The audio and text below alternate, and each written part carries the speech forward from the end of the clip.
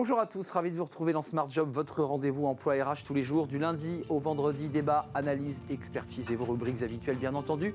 Bien dans son job aujourd'hui, on parle des enjeux de l'internationalisation, une manière d'aller plus vite grâce justement au télétravail full remote. On en parlera dans quelques instants avec Abi Bouessi. Smart et Réglo, le recrutement pour la saison estivale, on les appelle les saisonniers. On a vu qu'il y avait des difficultés au Festival de Cannes notamment.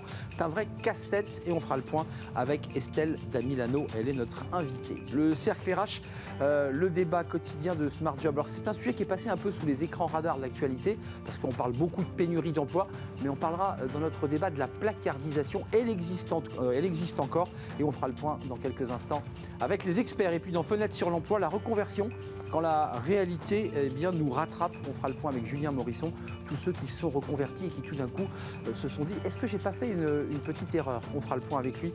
Ça sera à la fin de notre émission. Tout de suite, c'est bien dans son job. Bien dans son job, avec Sagid Talentsoft, la solution intégrée de gestion des talents.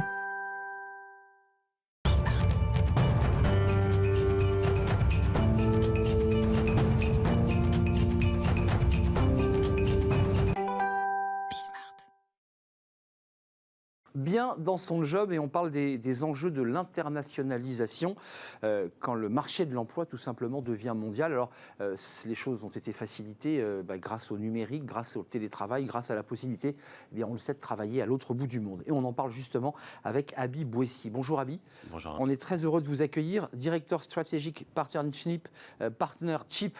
Et oui, c'est pas si facile. Hein. C'est pas si facile. Tous ces titres anglais, c'est pas simple. Chez Globalization Partners. Dites donc, c'est quand même un sacré titre. Hein. Absolument. En français, ça veut dire quoi? Alors, directeur de tous les partenariats stratégiques pour D'accord. Globalization Partners, tout simplement. Donc, D'accord. mon job, c'est de créer un écosystème de partenaires pour le marché français. Alors, on va revenir au cœur de votre métier avant de nous intéresser à votre mission. L'idée, c'est on plateformise et on permet d'aller chercher une entreprise, vous mandate et vous dit, moi j'ai besoin d'un ingénieur, le meilleur. Votre boulot, c'est aussi d'aller le chercher et de créer en fait des liens entre des talents et des entreprises, sans être obligé, pour le dire simplement, de créer une filiale dans le pays où on va chercher le salarié. C'est ça l'idée? Absolument. En fait, Globalization Partners propose la première plateforme internationale d'emploi qui permet en fait à n'importe quelle société et entreprise assez facilement d'embaucher n'importe qui, n'importe où dans le monde, sans avoir besoin de créer de structure juridique. Donc ça veut dire quoi? Ça veut dire que vous êtes en mesure à la fois de gérer tout le packaging juridique, parce que ça c'est souvent un casse-tête quand on va en Chine, je pense à la Chine parce que c'est souvent un gros sujet, mais aussi le ciblage, la chasse du talent, ou c'est à l'entreprise d'apporter le talent? Alors on peut s'occuper aussi de la partie recrutement. Et par contre, le cœur du métier de Globalization Partners, comme vous l'avez dit à l'instant, ça va être d'accompagner à travers notre plateforme qui est automatisée, qui est gérée avec une IA, d'accompagner nos clients et d'automatiser tous les processus de recrutement, que ce soit le contrat de travail, la gestion de la paye, des frais professionnels. Et c'est une solution SaaS, donc vous avez la partie techno, et puis vous avez aussi des hommes et des femmes qui composent nos équipes RH, qui accompagnent au quotidien nos clients sur 187 pays. Le process est évidemment facilité pour l'entreprise. Donnons-nous quelques exemples. On cherche des ingénieurs, on va en Inde. Absolument. Juste des points très concrets, ce que l'entreprise va vous demander. Il recevra un contrat et un bulletin de paie français, parce que ma société est française, ou est-ce qu'il sera sous le droit indien? Alors, dans ce cas de figure, il sera sur le droit indien. Donc, nous, on est en capacité, sur les 187 pays que l'on gère, de gérer votre employé de manière conforme sur les 187 pays. Donc, un exemple très clair, par exemple, en Inde, vous avez besoin d'un développeur, vous avez besoin d'un ingénieur. Il y en a plein? Absolument. L'Inde en est pétrie. Vous pouvez très bien utiliser Globalization Partners pour gérer votre salarié en Inde. Ça veut dire que votre logiciel IA a intégré, pour le dire simplement, parce que c'est quand même des humains qui les fabriquent, ces algorithmes, l'ensemble du corpus juridique de chaque pays. Absolument. C'est ça l'enjeu. Absolument. C'est vraiment dans ce sens-là assez révolutionnaire. C'est-à-dire qu'un DRH français qui souhaite embaucher en Inde ou en Afrique du Sud ou alors en Mexique, sans pour autant avoir aucune expertise, va pouvoir se laisser guider à travers notre plateforme et embaucher de manière tout à fait conforme et gérer donc sa paye, ses avantages en nature, toutes les problématiques légales. Les droits retraite des pays attenants. Absolument. Alors ça veut dire qu'il y a certains pays, je ne sais pas comment ça marche, l'Inde, il y a une caisse de retraite en Inde, comment Absolument, ça marche? il y a une caisse de retraite en Inde, il y a des obligations comme chaque pays, il y a des différences culturelles même régionales. Et donc toute cette difficulté, on a franchi en fait nos clients de cette difficulté et on la gère pour eux. Et ça, c'est extrêmement bénéfique. Il y a aussi un autre enjeu, il faut quand même l'évoquer, quand on est une entreprise française et qu'on veut se développer à l'international ou aller chercher des talents. Souvent, c'est la création de filiales. On se dit, on va installer, on va louer des locaux, on va mettre le nom sur... et puis, on va essayer d'aller démarcher. Bon, ça, évidemment, ça n'existe plus avec votre... Mais surtout, vous accélérez le processus de recrutement. Absolument. Le processus de recrutement et puis aussi l'accès à un vivier de talent, non plus limité géographiquement, mais aujourd'hui, puisqu'aujourd'hui, il y a une vraie pénurie de talent, ce qu'appellent les Anglais le talent shortage, aujourd'hui, ça permet aussi à une société de recruter le talent indépendamment de son lieu géographique. Qu'on soit bien clair, celui qu'on va aller recruter en Inde grâce à ce système qui est effectivement assez révolutionnaire, il garde du droit indien. Il est donc quoi? Il est considéré comme salarié ou prestataire de l'entreprise? Il est salarié. Mais tout en ayant gardé son droit indien. Absolument, tout à fait. Ça, c'est légal. Excusez-moi, moi, j'essaie de comprendre. Absolument. C'est un contrat indien, donc qui va remplir toutes les obligations légales et conventionnelles dans son pays en question. Il va être payé donc, dans la devise de son pays. Il va avoir un bulletin de paye compliant ou conforme localement et va bosser pour une société, va travailler pour une société par exemple française. Mais aux yeux même du commissaire aux comptes qui va examiner l'ensemble du bilan, il est considéré comme un salarié de plein droit de l'entreprise puisqu'il n'est pas dans le même contrat. Comment ça marche ça? Il est porté en fait. Ici, on est d'accord, donc oui. C'est vous qui faites le portage? Absolument. Absolument, c'est un type de portage assez innovant puisque ça allie, comme je vous disais, la plateforme et le service. Et ceci, puisqu'en fait aujourd'hui ça répond à une problématique très intéressante, c'est que de manière traditionnelle, les sociétés se développaient en créant d'abord une filiale, oui, c'est ça. Et ensuite employer voilà, salarié. Là, on enjambe ce truc. Ça pouvait prendre 9, 12, 18 mois. Là, combien là, c'est quoi? On peut embaucher en 24 à 72 heures un employé. Donc c'est extraordinaire, ça va très vite. Et ça répond en fait aux attentes des marchés actuels. Et c'est extrêmement appréciable puisque on s'affranchit des obligations, on a accès au talent et on a accès au marché. On va vous regarder de travers du côté des syndicats quand ils vont... C'est bien possible. On est d'accord. C'est bien possible. Il y a quand même effectivement l'idée que vous enjambez un certain nombre non pas de règles, mais vous accélérez le processus. Cas concret, parce que c'est intéressant qu'on comprenne, parce que c'est effectivement assez révolutionnaire. Divergence de stratégie, tension dans l'équipe. Ce développeur indien veut rompre son contrat. Il a été embauché en CDI côté français, mais il n'y a pas de CDI en Inde. Alors, il y a des équivalents dans chaque pays sur la façon dont on gère la durée de contrat de travail. Comment ça marche?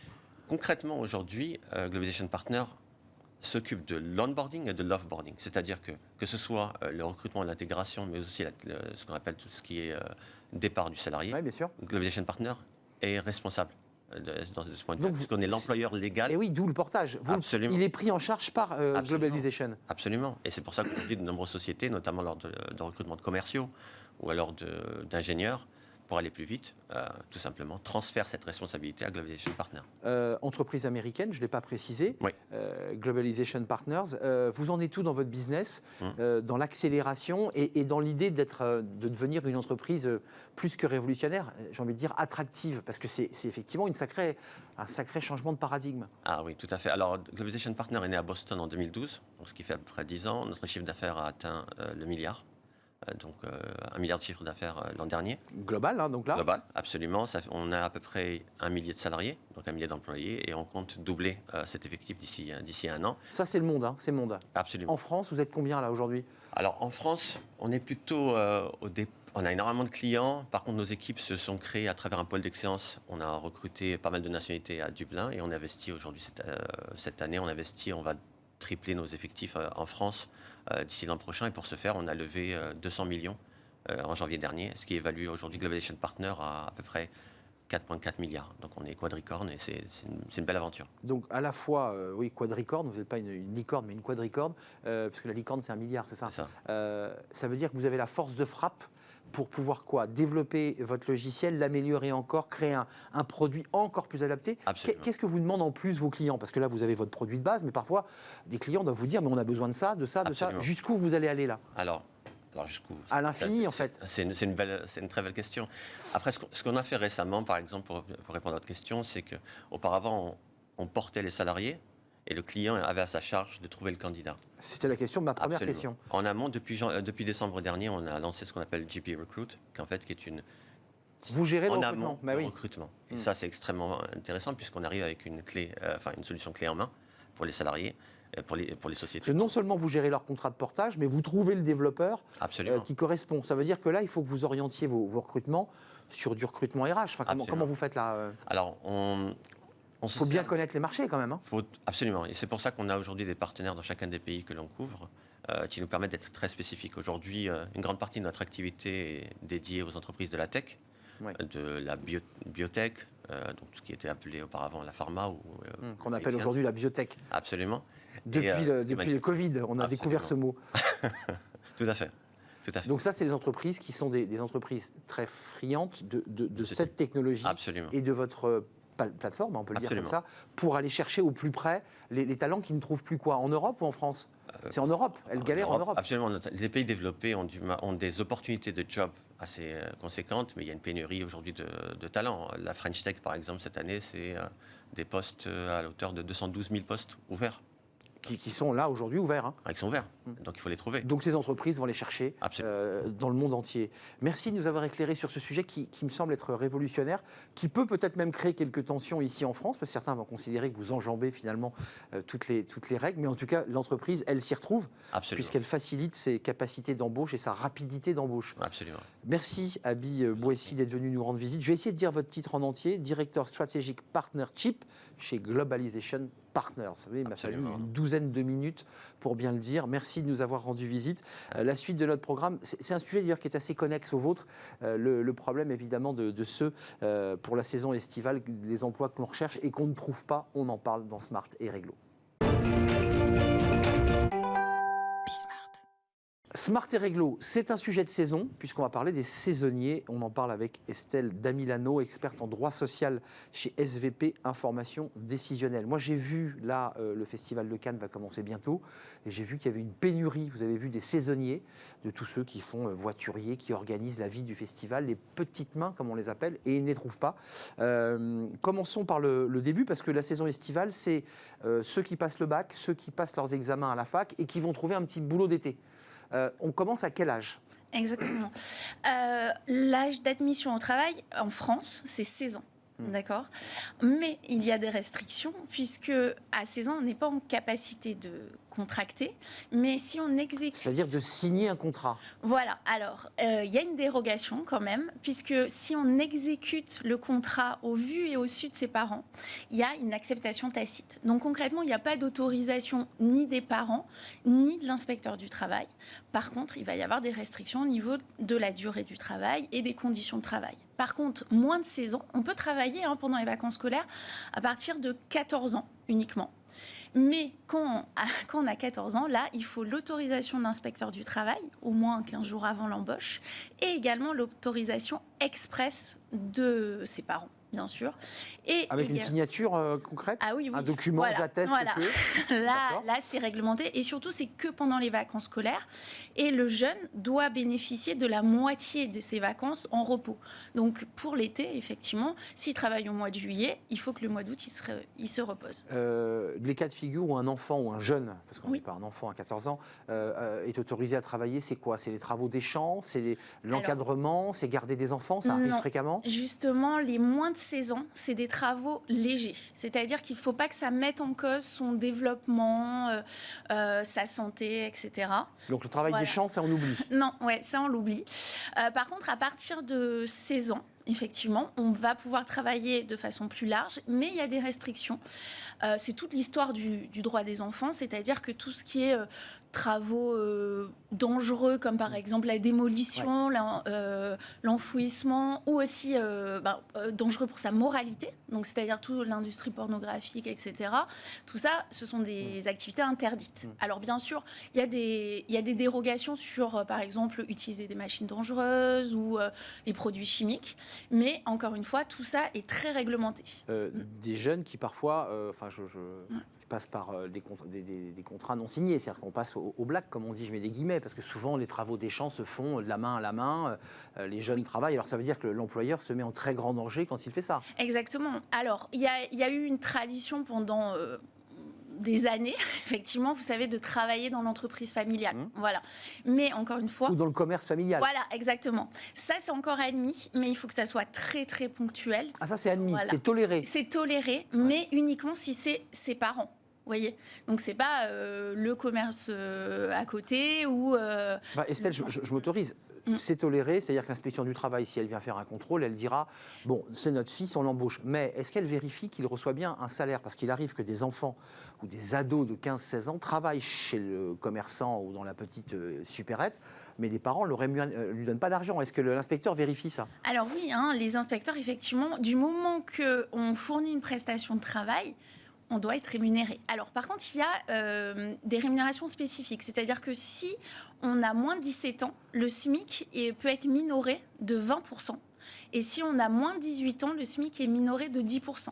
Donc, vous voyez, on est payé, mais moins. Juridiquement, on peut être payé moins. Enfin, encore qu'à 17 ans, on travaille comme un jeune de 18, de vous à moi, mais enfin, l'employeur gagne 10%. Voilà. Il a un peu gagné sur le salaire de ce Voilà, jeune. et puis surtout, si on a 6 mois de pratique professionnelle, après, on doit être payé au SMIC. Voilà, 6 mois d'expérience dans le poste qu'on a occupé. Exactement. Quel que soit l'âge, là, on est payé. Concrètement, ça, c'est pour les mineurs. Et on voit quand même, vous devez d'ailleurs l'observer chez vos clients, ils sont quand même assez hésitants, parce qu'il s'avère que je le vis actuellement, à embaucher un jeune de moins de 18 ans. Ça reste assez compliqué. Oui, puisque en fait, les conditions de travail sont plus restrictives. C'est-à-dire que, par exemple, son temps de travail sera plus court. Il ne doit travailler que 8 heures par jour, alors qu'un majeur, c'est 10 heures. Maximum. C'est 35 heures par semaine. Et surtout, un jeune de moins de 18 ans ne travaille pas les dimanches et les jours fériés. Ce qui pose problème pour l'été, bien sûr. L'été, tout ce qui est hamburger et consoeurs, je ne citerai pas la marque, où effectivement, on travaille les week-ends. Oui, voilà. Alors après, il peut y avoir des dérogations, mais c'est sûr que, par exemple, ils ne travaillent pas de nuit. Le travail de nuit des jeunes est interdit, vous voyez. Donc du coup, il y a quand même beaucoup de restrictions. Et puis, il faut qu'il ait une pause plus importante qu'un majeur. Il faut qu'il ait 30 minutes de pause toutes les 4h30 au lieu de 20 minutes. Vous voyez, donc il y a tout un environnement de protection des mineurs qui peut être un peu contraignant. Quand même, je le redis, et je ne sais pas où en sont les clients que vous accompagnez, on a quand même une difficulté de recrutement pour la saison estivale. Alors, on évoquait tous les métiers, bien évidemment les métiers d'animateurs, les métiers de remplacement dans les usines, mais on voit quand même à Cannes, qui est quand même un lieu qui est assez paradisiaque, entre guillemets, il manque 350 saisonniers. Pourquoi ça ne marche pas ? Qu'est-ce qui se passe ? Alors déjà, Cannes, ce n'est pas pendant les vacances scolaires. Voilà, c'est vrai. Voilà, c'est ça. Donc il faut que... il faut que la personne s'organise. Voilà, c'est ça. Il faut que ça soit pendant les vacances scolaires. Et après, effectivement, on a un problème de peut-être... d'organisation du travail, mais qui est fait de la protection de la santé, de la sécurité.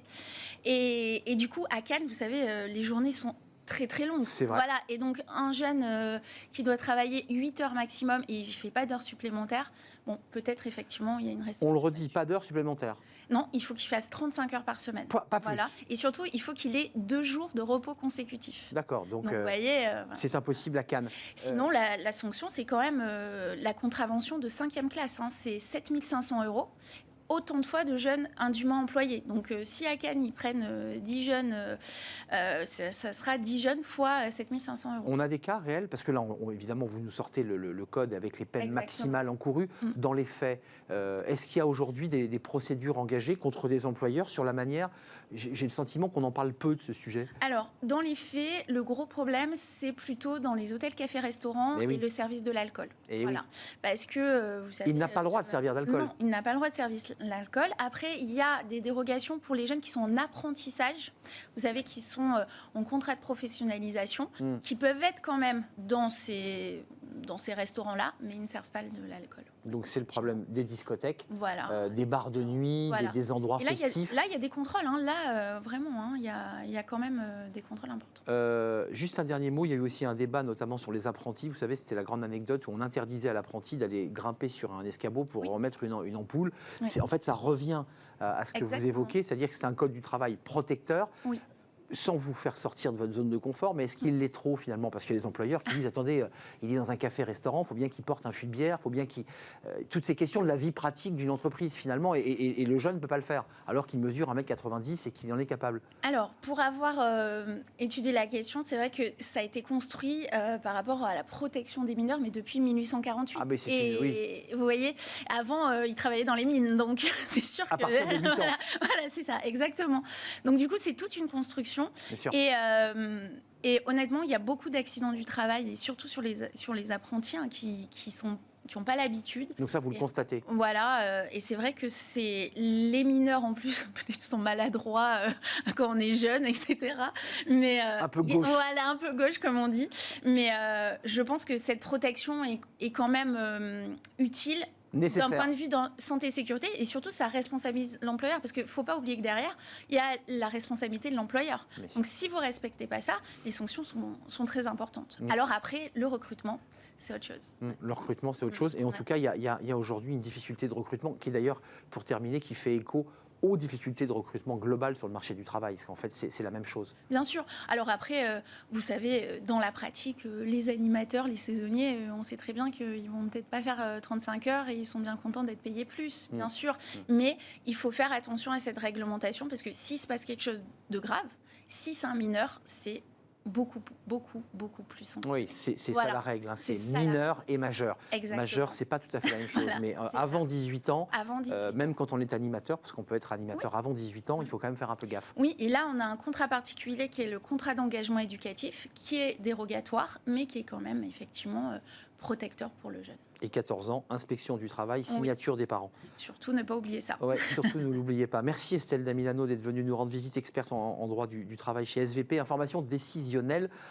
On fait une courte pause et on va s'intéresser à un sujet d'ailleurs qui intéresse les juristes, la placardisation. Alors on parle d'une tension sur le marché de l'emploi, mais on parle peu de la placardisation à tout âge. Mais aussi pour les plus de 55 ans. Vous savez, on commence, avant de proposer un départ à quelqu'un, on commence à le placardiser, puis ensuite, éventuellement, on peut imaginer qu'il va partir de lui-même, parce que c'est ça le processus de la placardisation. Ça génère des tensions, des troubles psychologiques. Est-ce qu'on peut le considérer d'ailleurs comme du harcèlement moral? On répondra à toutes ces questions juste après la pause.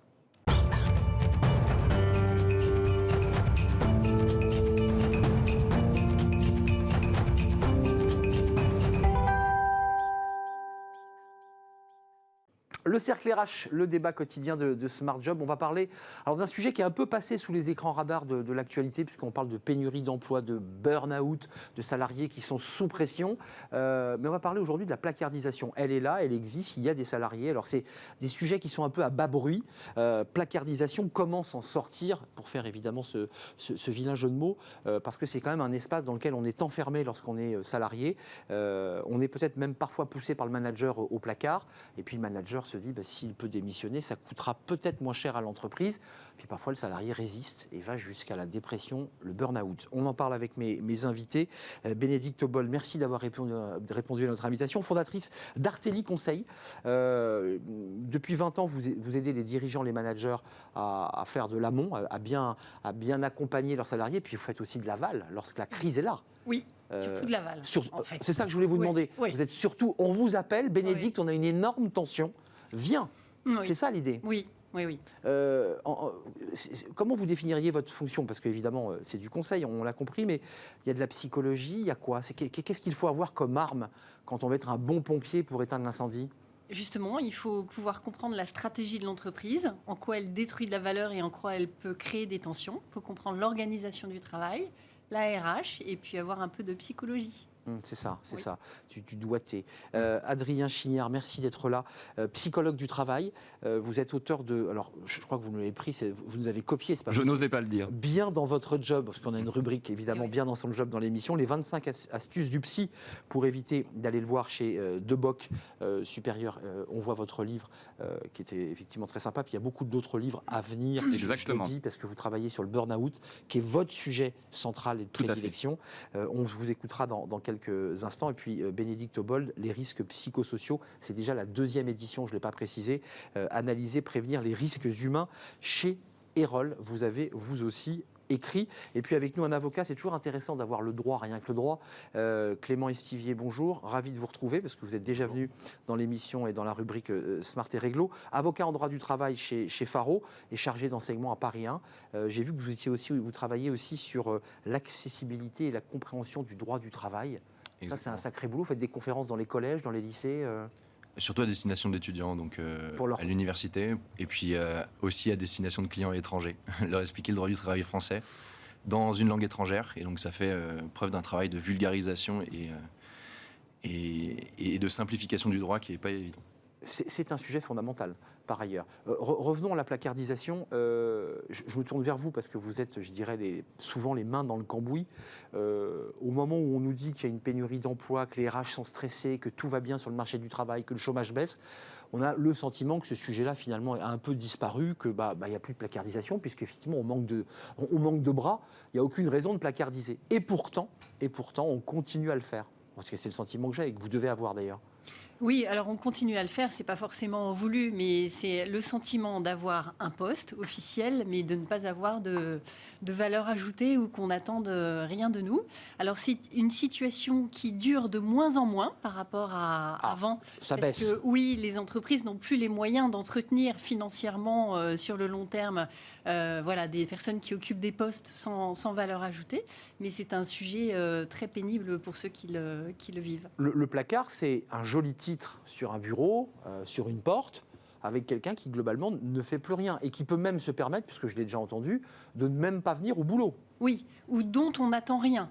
On n'attend rien. Et ce qui est intéressant, c'est qu'avec le Covid, on a vu qu'il y avait en fait de nombreux postes dont on n'attend rien dans la vraie vie. On en reparlera peut-être. Non, parce que je me tourne vers vous. Il y a celui qui va subir la placardisation et qui va avoir l'impression qu'on le vide de sa substance et donc qui va être brisé.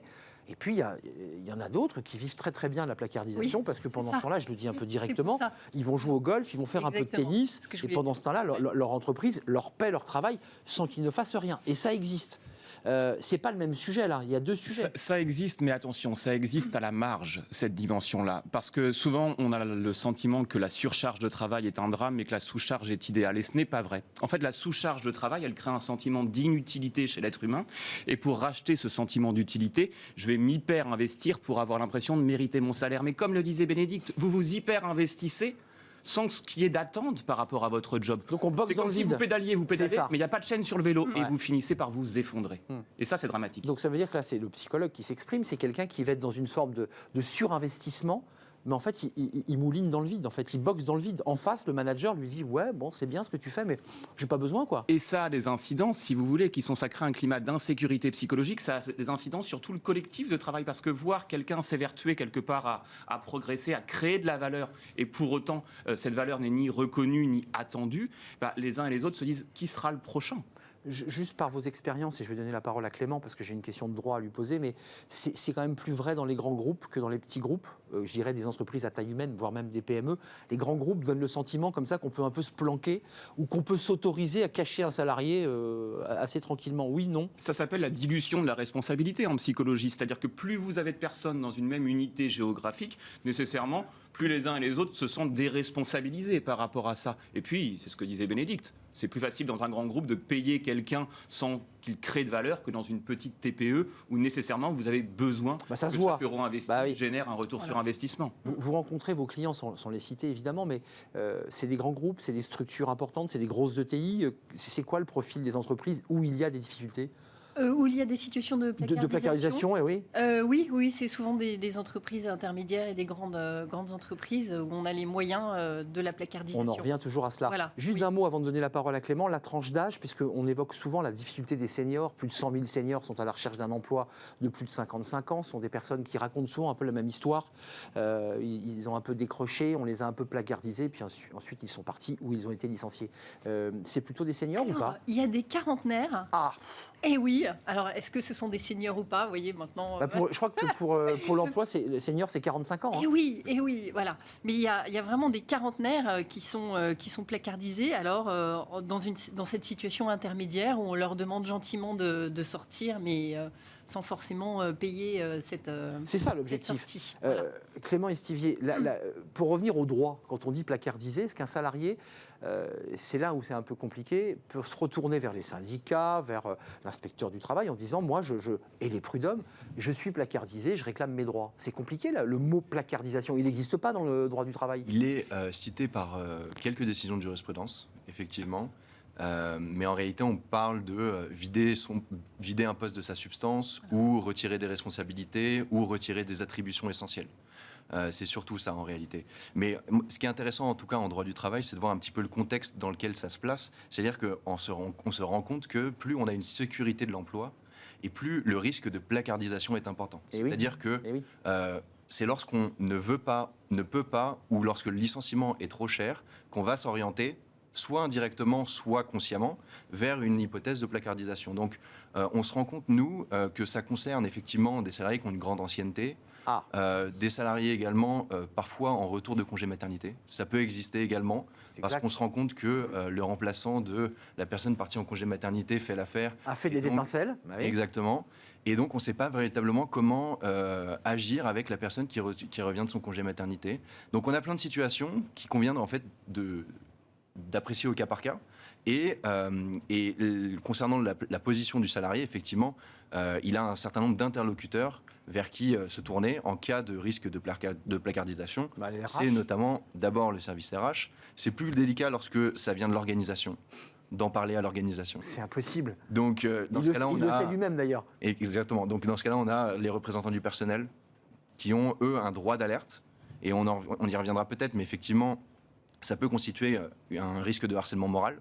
Alors j'ai vu que c'était un point de droit sur lequel vous vous écharpiez entre avocats, entre experts du droit, parce que c'est compliqué de pouvoir faire valoir la notion de harcèlement moral, puisque l'employeur, pour être très précis, est libre d'attribuer les fonctions qu'il souhaite aux salariés. Donc, je ne veux pas faire le défenseur des entreprises, mais en l'occurrence, c'est de ça dont il est question. Exactement. En fait, il y a une contradiction entre le pouvoir de direction, donc c'est-à-dire la liberté d'attribuer telle tâche à un tel, telle tâche à un tel, et à côté de ça, la modification et le respect du contrat de travail. Eh oui. Et donc, c'est là où ça heurte. C'est là où ça se choque. Exactement là où ça heurte. Et donc, on va avoir la possibilité d'attribuer des fonctions à un salarié dans le respect de sa fiche de poste et surtout dans le respect de l'intitulé de son poste. Et donc, il va falloir respecter ses responsabilités.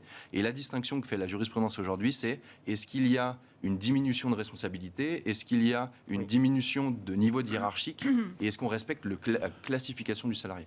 Il y a un choc, juste, et ça fait écho à ce que vous faites, vous, monsieur le psychologue, c'est que, notamment, c'est vrai pour ceux qui ont des responsabilités et qui découvrent un jour qu'ils ne sont plus invités aux réunions, qui ne participent plus aux décisions importantes alors qu'ils le faisaient 6 mois avant, et donc ils n'ont plus d'aspect opérationnel sur les décisions. Et là, c'est une chose qui est terrible pour un être humain. C'est une technique de harcèlement, c'est-à-dire c'est un... Pour vous, c'est du harcèlement. Mais en fait, c'est un harcèlement par technique d'isolement. C'est ça. Ce qu'il faut savoir, c'est que le premier rempart contre la détresse psychologique en situation de travail, c'est le soutien des pairs, le soutien des collègues. Un fardeau est moins difficile à porter à plusieurs. Et si effectivement vous êtes placardisé, on vous prive de ce soutien. Non seulement vous allez mal, mais on vous prive de la possibilité d'aller mieux. C'est pour ça que c'est un mode de fonctionnement et un comportement qui relève de la perversité. Je ne parle pas de la personne, je parle du comportement en tant que tel. Ou de l'organisation. Et c'est exactement, pour revenir à ce que vous disiez au départ, la raison pour laquelle il passe sous la table, parce que les comportements pervers ont vocation à être tus dans l'organisation. Juste, il y a des êtres humains pervers, ça on l'entend. Est-ce qu'il y a des organisations qui fabriquent ou qui génèrent une forme de perversité? Oui. Il y a des comportements pervers au sein des organisations. Une organisation en elle-même, c'est une entité juridique. C'est pour ça qu'on Elle n'a pas d'âme. On nous parle de la valeur des entreprises, qui est une blague. Les entreprises n'ont pas de valeur. Ou la raison d'être. Elles sont ni morales ni immorales, elles sont amorales, mais c'est la raison pour laquelle nous, acteurs des entreprises, nous devons être moraux dans nos comportements. C'est là tout le sujet. Les salariés ou les organisations que vous accompagnez, comment on ramène les choses comment vous faites très concrètement pour essayer d'éviter ce genre de cas? Parce que votre boulot, c'est d'arriver en situation de crise. Tout à fait. Ça se tend pour éviter que ça se termine chez l'avocat ou chez le psychologue. Oui. Parce que c'est de ça dont il est question. Comment on fait là? Dans les diagnostics qu'on fait, on fait vraiment on met, comme vous le disiez, les mains dans le cambouis pour voir vraiment les contenus des postes des uns et des autres. Et à ce moment-là, dans les recommandations, on a des recommandations très concrètes sur comment réallouer certaines missions, mais on le fait de manière dépassionnée en ne prononçant pas le mot de placardisation. Parce que vous, dans le niveau de détail que vous avez, oui. vous voyez précisément que certains postes sont vidés de leur substance. Vous le voyez. Oui, on a les mains dans le cambouis, mais on essaye de dépassionner le débat pour remettre le travail sur la table. En ne citant pas le mot placardisation, surtout pas, parce que ça serait attisé... Parce que c'est une connotation négative et parce qu'il faut donner la chance c'est un film aussi, le cinéma s'en est emparé, la littérature, évidemment le placard. Le placard. Et il faut donner l'occasion à l'employeur de reconsidérer les choses et il faut lui proposer un laps de temps pour le faire. Clément Estivier, juste d'un mot et de plusieurs, est-ce que la rupture, l'accord conventionnel, la rupture conventionnelle qui marche très très bien, enfin, vous n'allez pas me contredire, est-ce que ça a facilité, je dirais, la déplacardisation, c'est-à-dire en un mot, lorsqu'on veut se séparer d'un collaborateur, au moins on est cash et on lui dit, écoutez, on va arrêter là, mais si vous voulez, on se met d'accord de gré à gré. Avant ça, il n'y avait pas d'autre solution, je mets des guillemets, parce que ce n'est pas la bonne solution, que de placardiser, vous êtes d'accord? Exactement, pourquoi? Parce que la placardisation est en réalité la conséquence d'une difficulté à clore le contrat de travail. Mais oui. Tout simplement. Mais oui. Donc à partir du moment où on peut aller voir le salarié et lui dire on conclut une rupture conventionnelle, on en reste là, je pars du principe que ça ne va pas pour toi, ça ne va pas pour moi. On est d'accord tous les deux. Exactement, on conclut une rupture conventionnelle. Avant c'était bien plus délicat parce que effectivement, il fallait trouver un motif de licenciement. Lorsqu'on ne rentrait pas dans les cases, et c'était plus compliqué. C'était de la bidouille juridique. Alors que là, de gré à gré, le senior de plus de 40 ans, vous me dites,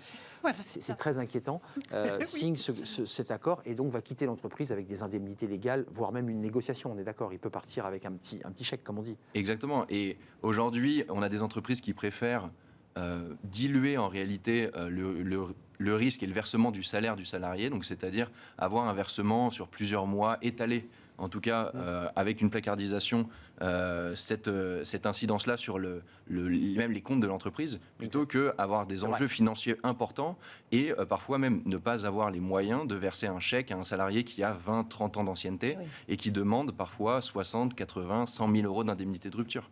Parfois plus. Et parfois plus. Adrien Chignard, juste d'un mot, le fait qu'il y ait ce contrat, et là je voudrais que ça soit ça repasse à travers le psychologue, ça apaise les souffrances parce que de gré à gré, l'employeur vous dit on n'est plus en phase, c'est un peu comme une histoire d'amour, on n'est plus en phase, on va arrêter là, mais par contre on va d'une manière juridique encadrer tout cela. Je pense que la souffrance est moins importante. Alors on part, mais pas dans les mêmes conditions que quand on part en démissionnant et en claquant la porte. Mais c'est ce que nous disait déjà Lucrèce, vaut mieux une vraie tristesse qu'une fausse joie. Il vaut mieux ensemble clore correctement, c'est comme une histoire d'amour, il vaut mieux un divorce et que chacun refasse sa vie, redevienne amoureux, plutôt qu'une relation conflictuelle qui finit par ternir, c'est ce que disait Bénédicte, la personne, l'équipe, le collectif, et qui détruit de la valeur, ce qu'est la raison d'être de l'entreprise, de produire de la valeur. Mais Adrien, est-ce que je peux basculer, je peux m'autoriser à basculer de situation de placardisation à l'idée, et là je sais que vous allez tous les trois être très heureux d'en parler, à des situations de burn-out. Est-ce que d'une situation de placardisation, on peut considérer quelqu'un qui vienne voir un psychologue ou un médecin en disant je suis en burn-out? Mais en fait, je pète les plombs, quoi. On sait scientifiquement qu'on a 6 facteurs précipitants du burn-out, 6 facteurs organisationnels, 6 facteurs de stress, si vous voulez, qui sont précipitants du burn-out en situation de travail. Et on retrouve dans les situations de placardisation, alors attention, je mets de côté les placards dorés. Parce qu'il en existe. Ce que j'évoquais tout à l'heure. On pourra y revenir. La spécialité des placards dorés, ce que moi je vois, c'est les personnes qui ont eu des pratiques pas top, souvent dans le top management, dont on a reconnu qu'ils étaient en situation de harcèlement. Et on les met sous le tapis. Et on ne veut pas te faire partir officiellement parce que ça serait un désaveu public. Et donc on te met dans un placard les quelques années, le temps que tu retrouves un autre job. C'est tout à fait exact. Ce qui existe, nous on bosse avec quasiment toutes les entreprises du CAC 40, c'est ce qu'on voit régulièrement dans les situations actuelles. Après, par rapport à ce que vous dites sur les situations de burn-out, qu'est-ce qu'on trouve dans les facteurs précipitants du burn-out ? Alors, on va trouver effectivement la question de la charge de travail, pas uniquement la surcharge, on trouve des éléments de sous-charge de travail qui sont dépressogènes, le manque de contrôle sur la situation, le sentiment d'injustice organisationnelle, le manque d'équité.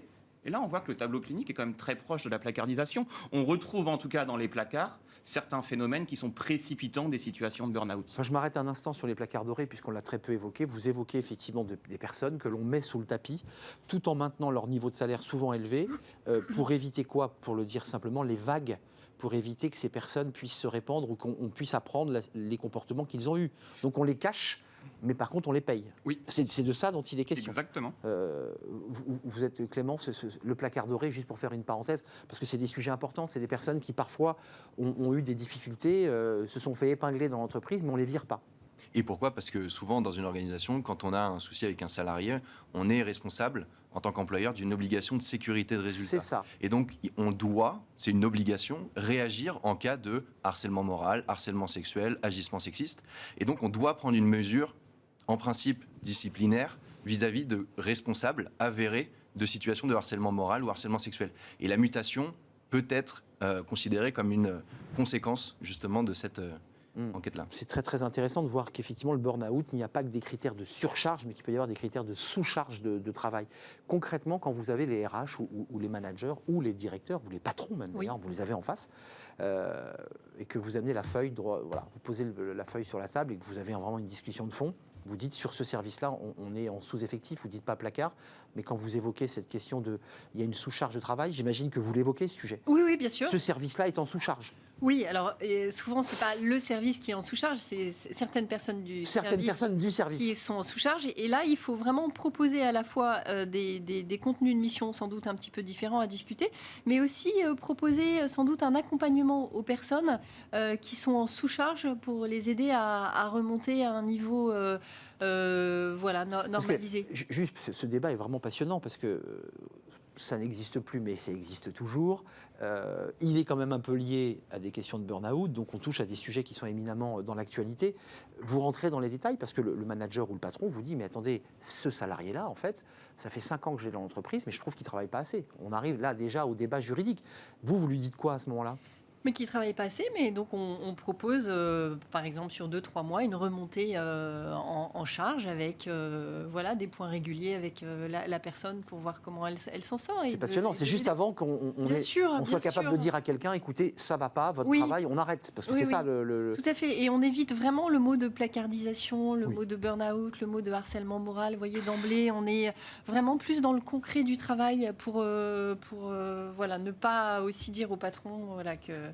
Je vous ai vu regarder Clément, Adrien, quand il évoquait ce lien entre burn-out et placardisation. Parce que si les psychologues se mettent à pousser comme ça, vous allez avoir plein de dossiers et plein de difficultés pour défendre les entreprises. Parce que, vous voyez, je vous ai vu regarder en disant, oh là là, mais ça, c'est des procédures un peu lourdes. Vous le faites, vous, juridiquement, ce lien entre burn-out, enfin, un risque de burn-out et placardisation ou personne dont la fonction a été vidée de sa substance ? Oui. Et aujourd'hui, on a beaucoup d'affaires qui concernent des risques à la fois de burn-out et de placardisation. Et on se rend compte que les procédés sont exactement les mêmes en réalité. C'est-à-dire que l'employeur doit réagir de la même manière lorsqu'il a un signalement de placardisation ou de burn-out. Et il a la même responsabilité. Oui. Et d'ailleurs, ce qui est intéressant de voir, c'est la charge de la preuve. En cas de conflit. Pourquoi ? Parce qu'on a une preuve qui a été arrangée depuis 2016 et qui convient bien aujourd'hui à cette situation de placardisation. Pourquoi ? Parce qu'avant, en fait, il appartenait aux salariés d'apporter la preuve qu'il n'avait pas de travail. Ce qui était en réalité impossible. C'est-à-dire, c'est ce qu'on appelle la probatio diabolica. On ne peut pas prouver quelque chose qui n'existe pas. On a réinversé. Depuis 2016, on a inversé la charge de la preuve. Aujourd'hui, il appartient aux salariés de laisser présumer des faits de harcèlement et des faits de harcèlement moral, en l'occurrence de placardisation, et ensuite à l'employeur de se défendre en démontrant que ce n'est pas le cas, que ce sont pour des raisons objectives, bon fonctionnement du service, etc. Y a vous le disiez tout à l'heure, il y a parfois des éléments conscients, une forme de perversité des humains qui vont mettre à l'écart dans un groupe des personnes, et puis aussi l'organisation. Comment ça se répartit le nombre de cas ? C'est parce qu'il y a des managers avec lesquels ça ne matche pas dans des équipes, ou c'est parce que l'organisation en elle-même est tellement en mutation, en transformation, qu'elle en laisse parfois sur le côté des pans entiers de la boîte, parce que tout d'un coup, on a oublié le service, parce que on est parti tellement vite. C'est quoi la répartition ? En fait, la répartition, je ne serais pas en capacité à donner une donnée numérique. Non, Ce que l'on voit cependant, c'est que l'hyperfréquence des changements organisationnels va générer de la placardisation nécessairement, puisque cette hyperfréquence des changements, ça crée une opacité des rôles. Je sais plus ce qu'on attend véritablement de moi, et cette opacité de rôle, parfois, on s'engouffre dedans pour essayer d'évincer celui ou celle qu'on ne sait pas faire partir correctement. Vous disiez quelque chose avec lequel je suis un petit peu en désaccord sur la dimension effectivement de protéger l'employeur. Je pense que ça protège, moi, à la fois l'employeur, le salarié, parce qu'il s'agit que d'une seule chose, en fait, de protéger le travail. Et on est là tous ensemble pour protéger le travail, et c'est protéger l'employeur, protéger le salarié et protéger le travail que de faire en sorte d'éviter ces phénomènes de placardisation, parce que c'est un gain sommaire et court, mais derrière, ça détruit de la valeur et ça met l'employeur en péril à bien des égards. Il nous reste quelques minutes. On est dans une pénurie d'emploi et en même temps, comme dirait l'autre, on voit des salariés qui ont plutôt envie de revenir au travail. Voilà, il y a beaucoup de cadres, on l'a vu, qui sont partis ou qui sont remis en question, qui n'en peuvent plus. Tout ça étant peut-être lié au débat que l'on a, parce qu'ils n'en peuvent plus finalement. Donc ils se disent, pourquoi revenir dans des organisations où je prends le risque à 40 ou 45 ans de me retrouver placardisé et donc me retrouver en situation de tension, autant devenir indépendant ou... Est-ce qu'il y a quand même ça aussi dans le... Et avec le Covid, ça a accéléré cette réflexion. Je me suis retrouvée beaucoup plus chez moi. J'ai pu prendre de la distance par rapport au travail, aux attendus, aux contraintes qui étaient les miennes au quotidien. Et est-ce que j'en veux ou pas? Et là, on voit quand même qu'on est dans un moment où on en vend un peu moins quand même. Et oui. Et même quelquefois, on voit qu'ils déménagent sans le dire à leur patron. 400 km et le patron découvre qu'il est à Angers. Exactement. C'est ça. Donc ils ont pris du recul. Dans leur cas, c'est un gros recul parce que souvent on appelle l'avocat de l'entreprise et on dit mais est-ce qu'il a bien le droit de partir 6 mois Et là justement, on a une décision récente sur le fait qu'on ne puisse pas déménager à plus de... Là en l'occurrence, c'est un salarié qui avait déménagé à 400 km. 400, c'est ça. 400 km de son lieu de travail. Il a été licencié. Le licenciement a été justifié, a été considéré comme justifié. C'est quoi la bonne distance? Juste parce qu'il... Ça dépend à mon avis du poste, mais en réalité, sur quoi s'est fondé l'employeur, c'est le respect des obligations de repos hebdomadaires. Évidemment, le salarié ne pouvait pas respecter ses obligations de repos hebdomadaires avec les allers-retours. Adrien Chignard, parce que vous avez un cabinet, vous accompagnez, on l'a entendu, il y a vos travaux d'écriture. Là, la situation dans laquelle on est, avec des salariés qui disent « moi, j'y retourne pas », avec des entreprises qui disent « moi, je trouve pas les talents, je trouve pas les personnes ». Enfin, c'est un peu le sujet. Là, il est sur la table, le sujet. C'est une excellente nouvelle, mais moi j'ai envie qu'on finisse par quelque chose de très positif. C'est qu'aujourd'hui, les entreprises, sur la question des conditions de travail, ce qui est notre spécialité avec Bénédicte, c'est que les entreprises ont compris que c'est pas par gentillesse qu'on travaille sur les conditions de travail. C'est par volonté de retenir celles et ceux qui créent de la valeur sur le terrain. On voit aujourd'hui qu'on a la grande démission aux États-Unis, elle arrive en France. Doucement, mais elle arrive. On ne démissionne pas des postes dans lesquels on est reconnu, valorisé, correctement payé, avec des conditions de travail favorables à la santé et à la performance. Et moi, je travaille avec beaucoup de grands groupes qui me disent, mais ça y est, on a compris qu'en fait, travailler sur les conditions de travail, la prévention des risques psychosociaux, c'est un instrument au service de la préservation, notre raison d'être, qui est de créer de la valeur, vendre des produits, gagner des parts de marché. Donc de la marque employeur. Exactement. Parce que ça veut dire que ceux qui regardent, qui voient la lumière leur arriver, se disent, ah bah cette boîte, oui, j'ai envie d'y aller, j'ai envie de m'immerger dedans. Ça me plaît. C'est ça la question. Oui, et inféoder la qualité de vie au travail à la raison d'être de l'entreprise, qui est de gagner des parts de marché, mais c'est super. Parce que ça a vocation à faire en sorte que ça profite aux uns et aux autres, et ça profite à tout le monde. C'est une juste répartition des choses et de la valeur. Vous finissez par une note positive et vous nous dites, vous croyez encore à la relation salariale des cadres à leur entreprise. Parce que j'entends aussi qu'il y a beaucoup de gens qui disent, mais moi je veux bien continuer dans une boîte, mais en indépendant, à distance. Je veux plus être dans l'organisation. Oui, alors on en voit aussi beaucoup qui en reviennent, très concrètement, parce que moi, ça fait près 15 ans que je suis à mon compte. On oublie souvent qu'il y a un revers à cette liberté, et que cette liberté, elle est parfois cher payée pour celles et ceux qui se lancent dans ces démarches entrepreneuriales. Et c'est pas que je crois encore à la situation de salariat, c'est qu'elle est majoritaire en France, et qu'il s'agit, on va dire, de donner aux salariés des bonnes conditions de travail pour faire en sorte que nos entreprises continuent de vivre, de gagner des parts de marché et de recruter, ce qui est plutôt une très bonne nouvelle. Ouais, ce qui est l'objet d'une entreprise. Exactement. Vous êtes d'accord? On termine par une note positive. Bénédicte. Mais tout à fait. Vous dites, il y a encore de l'espoir pour le salariat, parce que c'est cette question-là, elle est posée, puisque c'est la question du salariat qui est posée. Oui, et on sent une beaucoup plus grande maturité, une ouverture des entreprises sur comment être efficace, donc efficace aussi dans les conditions de travail que je propose aux salariés. Clément Estivier, oui, vous y croyez? Vous qui avez des relations, qui ne travaillez que sur le conflit en partie, bah oui. Et sur le conseil aussi. Et sur le conseil, bien sûr, mais souvent les trains n'arrivent pas à l'heure chez vous. C'est souvent compliqué, on va voir un avocat parce qu'on a une difficulté.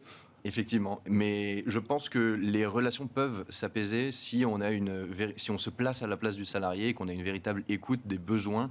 Et justement, si on a un salarié qui est effectivement bien traité, il n'y a aucune raison qu'il y ait une situation que ça engendre une situation conflictuelle et qu'il désire partir ou se mettre à son compte. Merci Clément Estivier, avocat en droit du travail chez Faro. Bénédicte Tobol, merci. Artélie Conseil et les risques psychosociaux, c'est chez Erol. Et merci à Adrien Chignard, psychologue du travail, bien dans votre job, les 25 astuces du psy pour éviter d'aller le voir, j'adore le titre, édition de Boc, et à venir à la rentrée, un livre justement destiné aux enfants, pour le burn-out, les enfants qui subissent ou qui voient leurs parents, l'un des deux en burn-out, comment faire, comment leur expliquer en mots simples. Ça sera un livre, peut-être vous viendrez nous le présenter d'ailleurs. Grand plaisir, janvier 2023. Écoutez, vous serez le bienvenu en janvier 2023. Merci à vous trois pour ce débat passionnant. On termine par Fenêtre sur l'emploi et on ne va pas être dépaysé avec Julien Maurissier. On va revenir sur ceux qui reviennent justement de la reconversion. Ils partaient au paradis, ils ont parfois un peu vécu l'enfer. On en parle avec lui.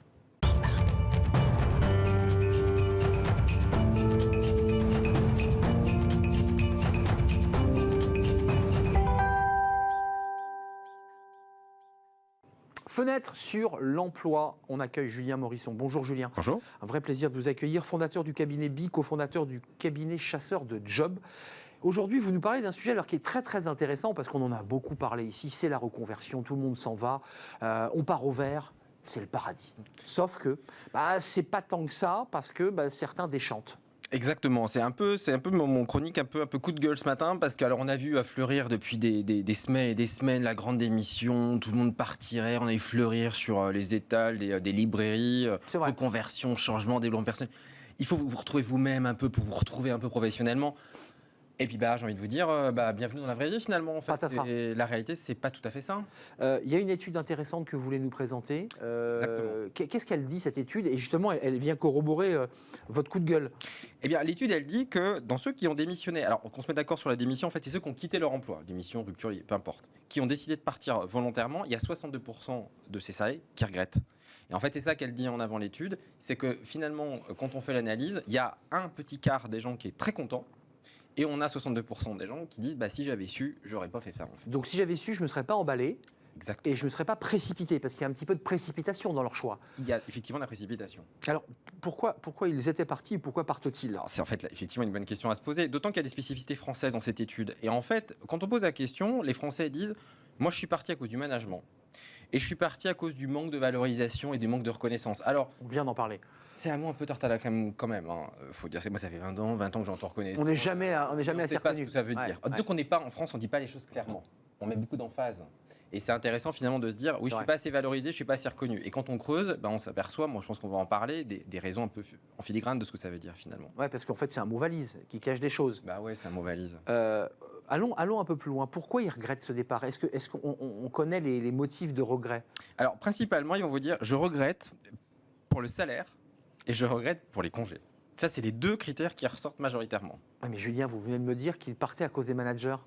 Oui, vous avez bien raison. Et c'est ça qui me semblait étonnant spontanément.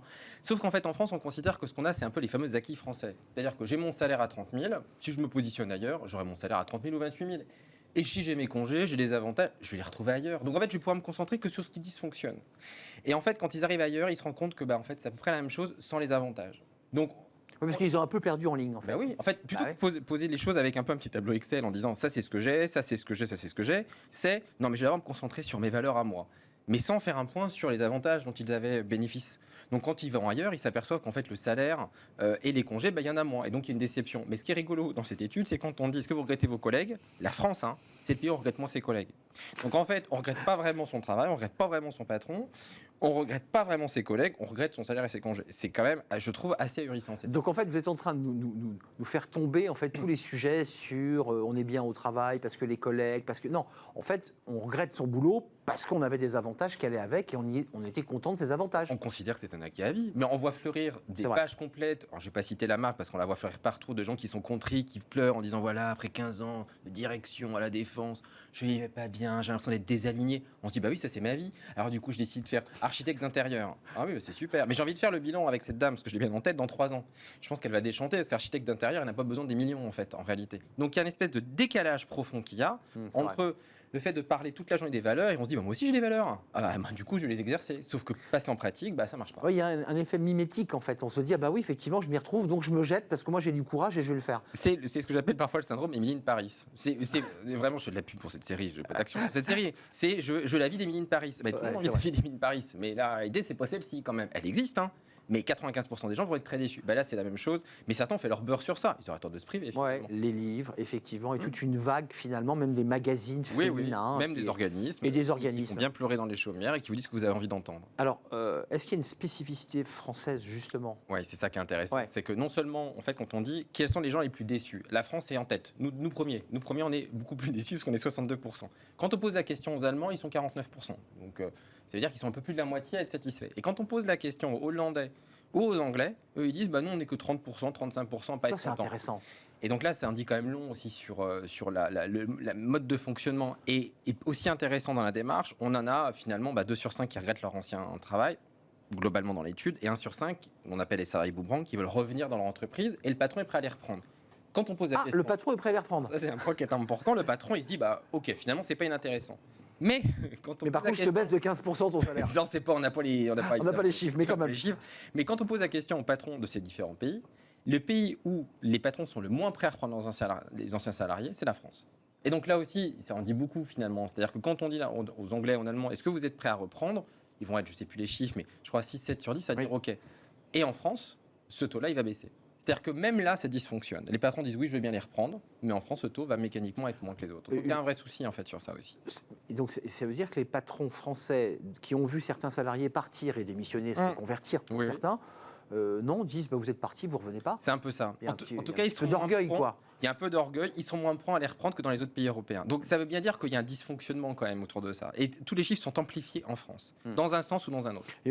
On fait quoi ? Et il y avait une double question. Il y a ceux qui quittent leur entreprise pour garder le même métier dans une autre entreprise, ça c'est classique, mais il faut préciser que certains sont partis pour devenir boulanger, éleveur de chèvres ou ouvrir un bar tabac dans le Gers, quoi. En fait, les gens dont on parle principalement qui font les magazines, c'est pas celui qui était responsable marketing dans une boîte A qui est passé responsable marketing dans une boîte B. C'est pas celui-là. Pleurer, non. Vous n'avez pas rêvé. Mais non, mais ça fait pas, on fantasme pas comme ça. On a envie de ressembler dans sa chaise comme ça, qui est en train de balancer, en train de potasser un bouquin. C'est ça qu'on a envie de voir sur une vue sur la mer. C'est quand même, ça fait quand même rêver. Ouais, c'est ça. Sauf que quand on creuse, on s'aperçoit d'un double problème. Un, on n'a toujours pas traité depuis 30 ans le sujet quand même du management en France, qui est un vrai sujet fondamental. Et deuxièmement, et qui est en train de nous péter à la tronche, on avait déjà l'occasion de parler dans des chroniques précédentes, c'est quoi le rôle du travail ? Est-ce que foncièrement, c'est d'arriver en ayant un sens ? Est-ce que c'est d'arriver toute la journée avec la raison d'être ? Excusez-moi, mais tous les matins. Ce qu'on met en avant tous les jours. Mais c'est matraqué. C'est les valeurs. Trouver une entreprise par rapport à vos valeurs. Moi, je vous en souhaite, sincèrement. Ça ne veut pas dire que l'entreprise, elle ne peut pas en porter. Ce que je dis simplement, c'est qu'elle est animée uniquement par ça. Et à un moment donné, il y a une espèce d'injonction de faire. Injonction au bonheur. Injonction au bonheur. Et que l'entreprise doit faire. C'est pas vous. C'est important de le savoir. C'est-à-dire, c'est pas vous en tant que tel. C'est à l'entreprise de trouver les solutions de mon bonheur. Tout à fait. C'est l'entreprise qui doit trouver les solutions bonheur. Et sinon, faites une reconversion. Et puis vous allez revenir. Et puis on va vous dire, mais le marché n'en a pas besoin. C'est pour ça que vous avez autant de difficultés. Pour des serveurs, des aides-soignantes. Parce qu'en réalité, côté valeurs, il y en a peu qui vont être en classe. On a envie de porter des valeurs d'écologie, d'environnement et de start-up, sauf qu'en face, ça ne recrute pas. Et donc, on est typiquement dans ce paradoxe-là, qui est des métiers qui recrutent, mais sauf que pas forcément porteurs de valeurs, des métiers qui ont un effet super waouh. Tout le monde rêverait d'être éditeur ou éditrice. Moi, je suis navré, à un moment donné, ça ne va pas accueillir tout le monde, quoi. Moi, j'adorerais être égyptologue. Je ne vous cache pas que j'ai regardé les statistiques d'embauche. On est à 5-7 environ par an. Je ne vais pas tout miser dessus, on va dire. 5-7, c'est-à-dire Embauche. Embauche. Ouais, c'est peu. Il y a 5 égyptologues embauchés par an. Ouais, c'est quelque chose comme ça. Bon, faut dire que c'est une niche, égyptologue. C'est une méga niche. Voilà. Mais si je suis porté sur mes valeurs, Arnaud, pourquoi je ne pourrais pas être égyptologue ? Oui, mais je vois le côté, non pas cynique, mais un peu moqueur. Un petit peu de... Voilà, d'égyptologue. D'égyptologue. Il vous reste que le chapeau. Oui, je fais quelque chose. Et les guêtres, évidemment, pour éviter les serpents. Oui. Non, mais vous dites effectivement, attention à trop vendre du rêve. Parfois, on descend. En fait, ce que je regrette beaucoup, c'est le miroir aux alouettes qu'on est en train de voir des gens qu'on voit à la télé. Et quand on est le soir, qu'on rentre après sa journée de boulot, regarder les enfants, c'est compliqué. On se dit, mais vous savez, finalement, moi aussi, c'est quoi ma vie à 38, 40, 45 ans ? C'est vrai. Pourquoi je ne ferais pas autre chose ? Et certains s'embarquent dans des formations, les suivent. Il n'y a jamais autant de coachs. Et se plantent. C'est 150 000, tout le monde ne va pas en vivre. Et du coup, vous avez une déception très forte. Le coup de gueule de Julien Morisson. Vous avez raison, c'est un vrai sujet. La reconversion, attention, danger pour certains. Fondateur du cabinet BI, cofondateur du cabinet Chasseur de Jobs. C'est un vrai plaisir, Julien, de vous accueillir sur le plateau. L'émission est terminée. Merci à vous, merci de votre fidélité. Merci à Axel Polou pour la réalisation. Merci à Saïd pour le son. Merci à Fanny Griesmer, merci à Lily et merci à Carla pour l'accueil invité. Merci à vous surtout qui nous suivez régulièrement. Je serai là demain. Bye bye.